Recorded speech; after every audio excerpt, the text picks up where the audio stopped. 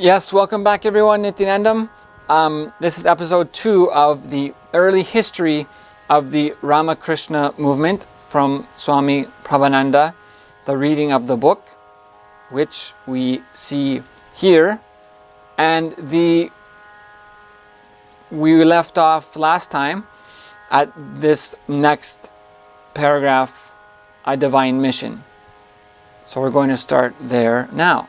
Towards the close of his 12-year-long period of spiritual practices, Shri Ramakrishna had some prophetic revelations, one of them being that a community given to the liberal faith revealed in his own life was to be founded. The translation of this divine vision into practical form was one of the historic achievements of the world teacher who was Shri Ramakrishna. He proceeded to actualize his divine mission in 2 phases. On his discovering a spiritual giant in Sri Ramakrishna in March 1875, the Brahmo leader Keshav Chandra Sen spoke of the saint in his sermons and in his writings for the journals.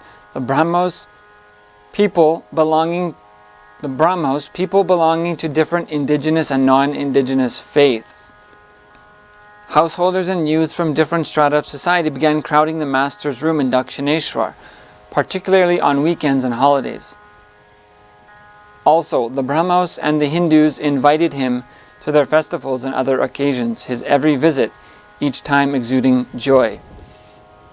So I'm just looking, Dakshineshwar is here in Kolkata. So this is the Dakshineshwar Kali temple. Presumably it would have been in this area, in the Hooghly River.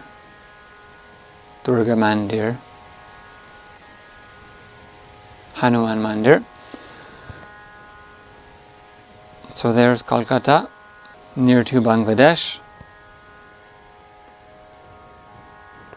in West Bengal. And the year given here is March 1875. Somewhat interest, the British arrived in India around 1600, and it was around 1707 when Aurangzeb died. Yeah, so still in 1751, Robert Clive seizes Arcot in modern Tamil Nadu as French and British fight for control of South India. So in 1751, the British are still fighting for control in South India.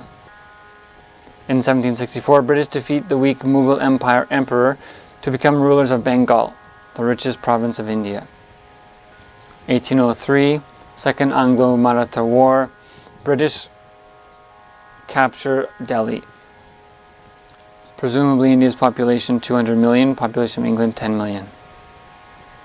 1542, Jesuit priest Francis Xavier, most successful Catholic missionary, lands in Goa.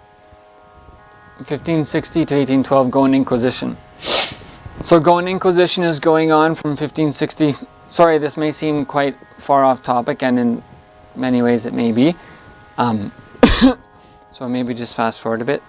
1560 to 1812, Goan Inquisition. So for those who may or may not know about Goan Inquisition, it's basically torture and genocide of Hindus and Indians. So then we look to 1833, slavery is abolished in the British Commonwealth. So the Goan Inquisition goes till around 1812 and gets the foundations for which are sort of initiated and strengthened with Xavier. So we have different censuses that talk about the number of gurukuls in Bengal Presidency around the 1830s. So this is 1937. That's 1856. The estimates look like there was about 1 million gurukuls in India, that there may have been as many as 1 million gurukuls in India at this time. The estimates was something like 100,000 in the Bengal Presidency around 1830s or 40s, which is before this, but 1 million gurukuls in India at that time. And however, by 1910, the literacy rate see, the literacy rate amongst Indians was said to be, actually avoiding to know what the number it would be, but very low, something like 5 or 10 or 15% or something. Whereas, and the number of gurukuls had almost entirely disappeared. So in the 80 years from 1830 to 1910, as many as 1 million gurukuls were destroyed, in which the censuses from the Bengal presidency show who were the teachers in the gurukuls. And in some of the localities, as many as 70% of the teachers were so-called Shudras. So Shudras were people were teachers also. So the imposition of restrictive discriminatory caste system is a British invention. It's not the same as Jati and Varna. So as we can see, the Shudras, if you can actually do a quick research on something like 1830s educational census in Bengal presidency, and you can find out the screenshots from those published books. So it basically shows in some, and that's by their own estimates, there was more than 100,000 gurukuls, village schools, in the Bengal presidency alone, which by this map of 1937 is quite large. But we can see previous to that, in 1830, it would have been smaller, as this is even, this one is even 1856. So, and that's just a section of India. So, anyway, being that this reference is 1875, so likely what was going on is, around 1830, what happened was, around 1830, the British got fairly strong hold in many parts of India. And they started systematic decimation of Indian and Hindu life. Before then, as we can even see, there was a lot of battle going on, right? 1764, defeat the weak Mughal emperor to become rulers of Bengal. So, and then there's things about, fighting for control of Tamil Nadu. So even by that time, things are still developing. So it's sort of further into the mid-1850s where the British get more control. And so in terms of these timelines, here we have Macaulay's Minutes. See, 1835. 1751, Robert Clive seizes Arcot in modern Tamil Nadu. Yeah, so that's what, after the death of Aurangzeb, the British were able to make more inroads, basically, into areas that were controlled by Aurangzeb previous to his death. So a big thing of what sort of Aurangzeb had is that he was able to hold together some of the areas that he was ruling. And when he died, the rulers had less influence and power and control, basically.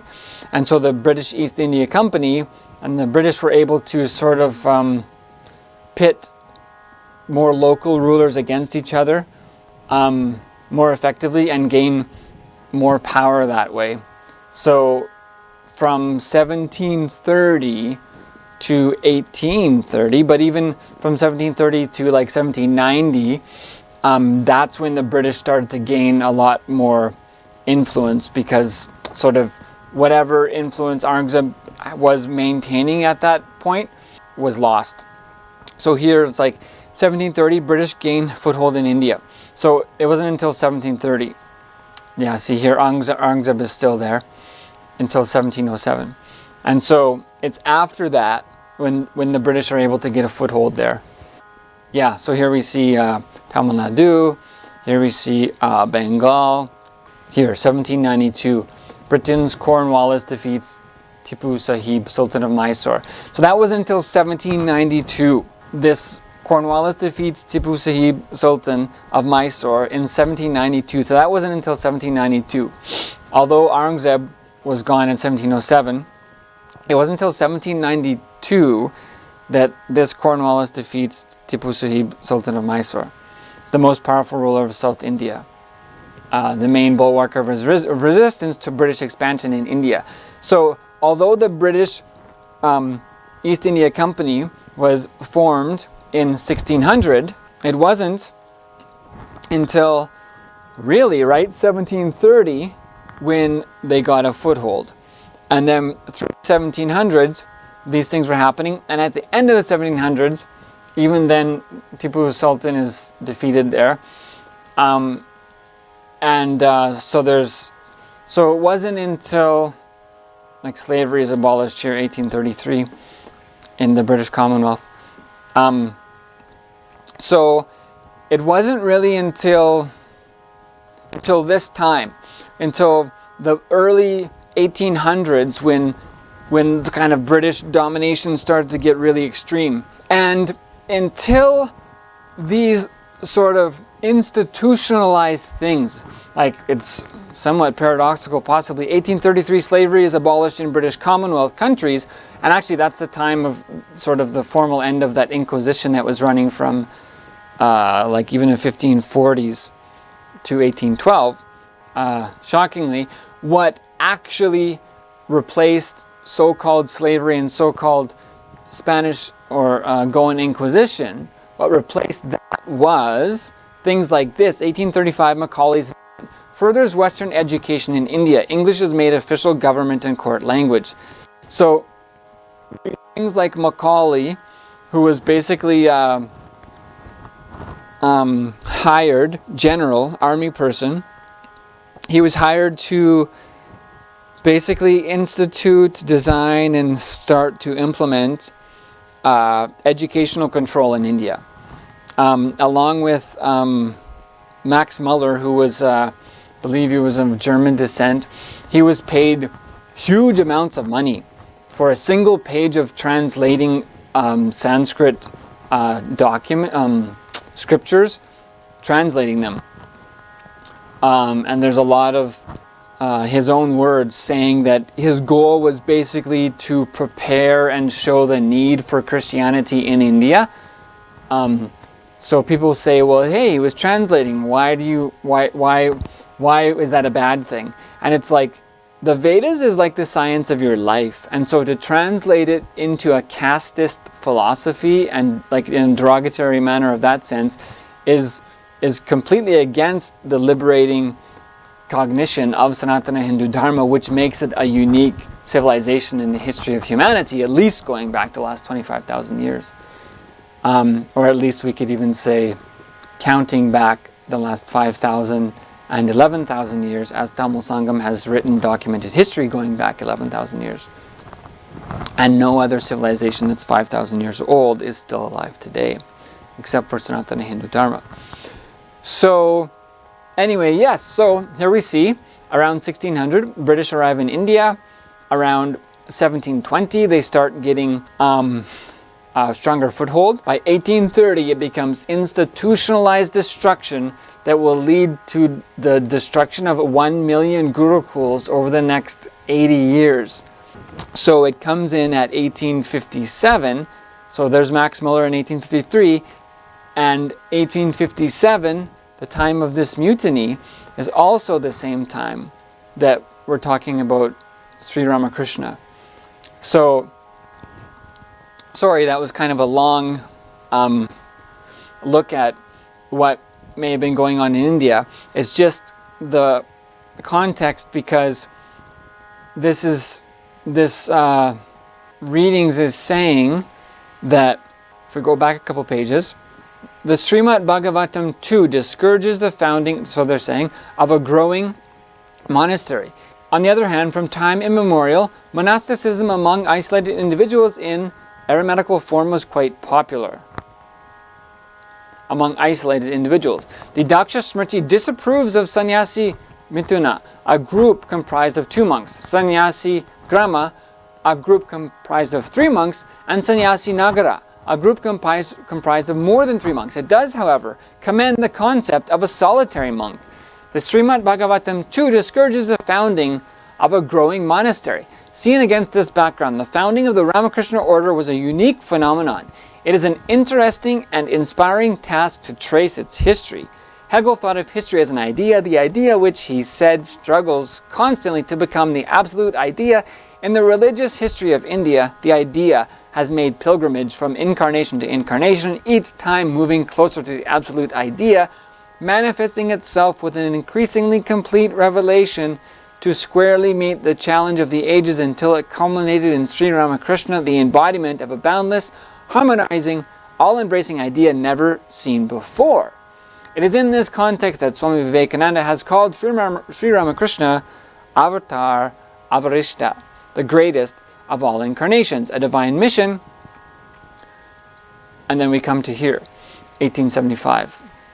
So, yes, so I'm just actually going to close this video, or end it up, just sharing some of the historical background and influence of specifically British colonialization, with a touch of the Goan Inquisition, just to give a little bit of this framework of what was going on in India at that time. This is 1875. So this would have been the middle of the mass destruction of hundreds of thousands of gurukuls in India that was happening, and that there was a mutiny in 1857, which was approximately 20 years before this. So a lot of turmoil and changes going on this time in India, and against this background of Ramakrishna Mat and what happens. So thank you for sharing in this exploration. It's for this being, it's very great to have more of that context of what's happening. And so we'll complete this segment, chanting Purna Mantra, and get right on with the next segment as soon as possible. Thank you, everyone. We'll complete this session chanting Purna Mantra.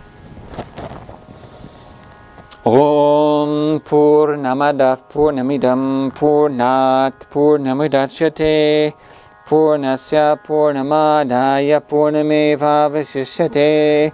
Om Shanti Shanti Shanti. Harihi Om Tat Sat Sarvam Bhagavad Shri Nithyananda Paramashiva Parukar Punamastu. Om Nithyanandam. Thank you, everyone. Nithyanandam. Looking forward to the next installment, and we'll see you again. Nithyanandam.